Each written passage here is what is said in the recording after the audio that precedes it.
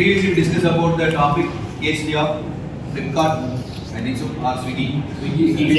Okay. Swiggy topic we discussed, okay, and about the design thinking approach. Okay. Now the topic is about the case study of our subject regarding the electromagnetic field, how the exposure has been happened in office environment.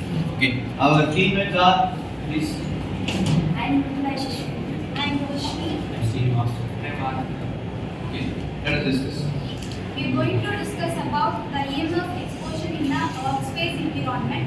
Now I'm going to introduce that ABC, a corporation, is the leading technological company which has workspace around 500 employees.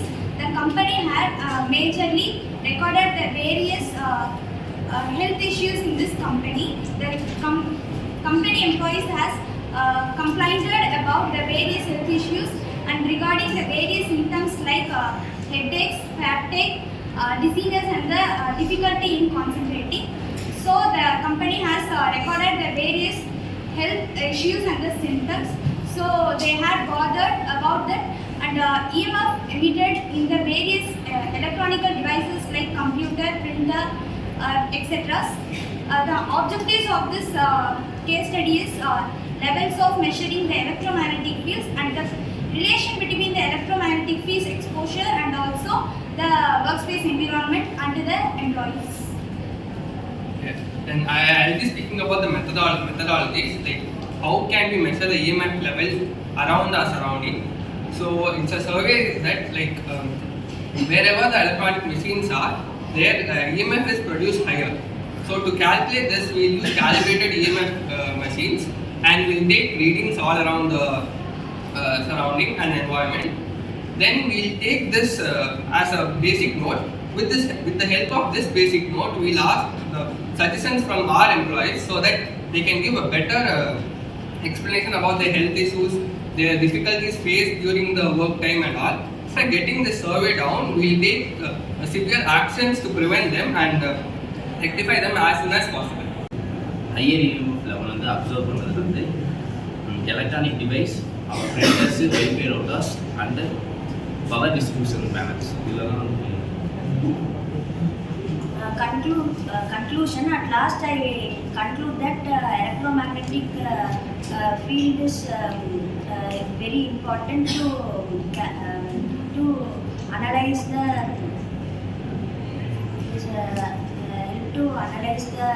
EMF exposure in the workplace.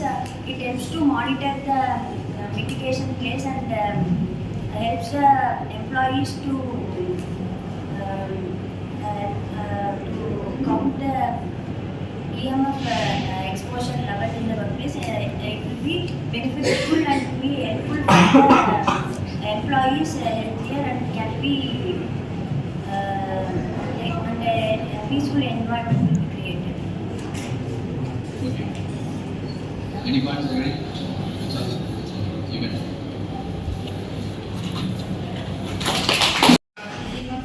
This is power lines, electrical wirings, electrical applications like hair dryers, electric magnets, and the applications of it is used for half cell reaction, which can be determined by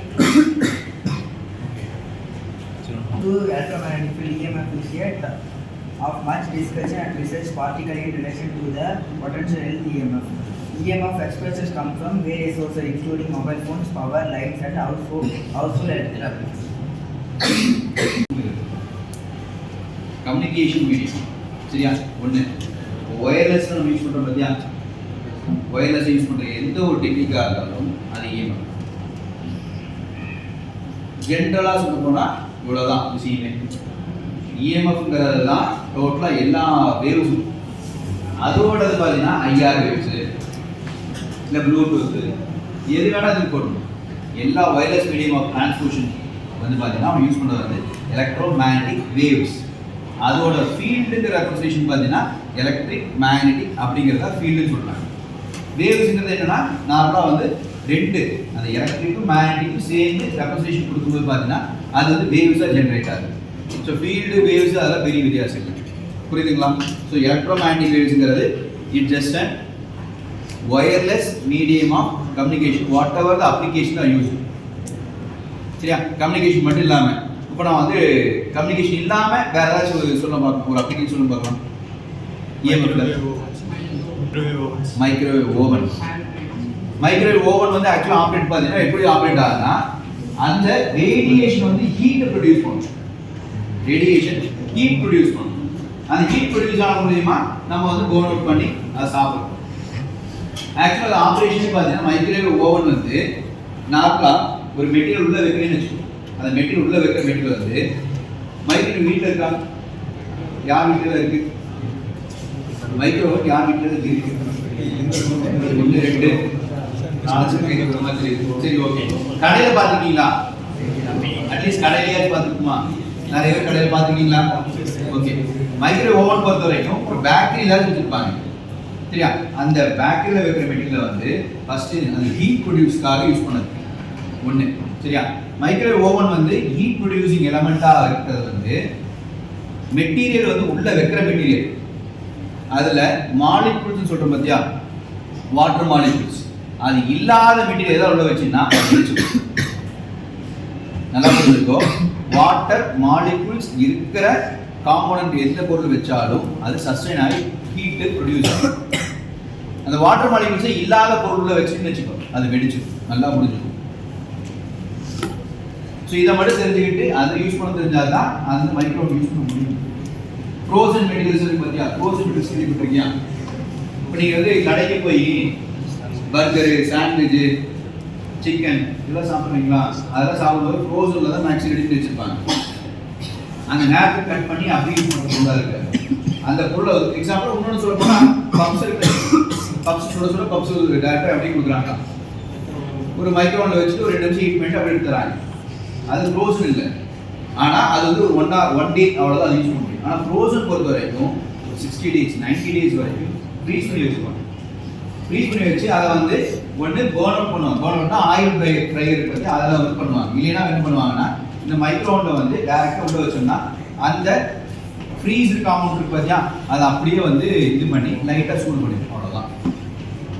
இந்த மோமோஸு இந்த சாப்பிடுவீங்களா, அந்த materials முதல் எல்லாமே பார்த்தீங்கன்னா ஆயிலும் இந்த steamer 2 கான்செப்டில் ஒர்க் ஆகிட்டு இருக்கு.